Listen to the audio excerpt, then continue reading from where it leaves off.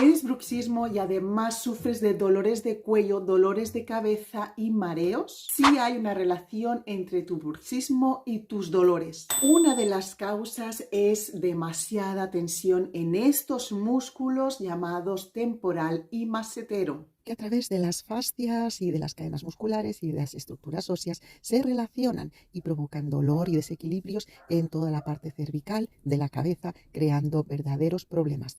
Puedes sentir dolor en cabeza y cuello, dolor por aquí, mareos, inseguridad, miedo, confusión mental como la cabeza alborotada, agotamiento, dificultad para concentrarte y para hacer las cosas que quieres, dificultad para tomar decisiones e incomprensión. Pero yo te puedo enseñar a quitarte esos dolores y quitarte ese problema con las técnicas del método Sommer. En el próximo vídeo te daré 2 masajes para que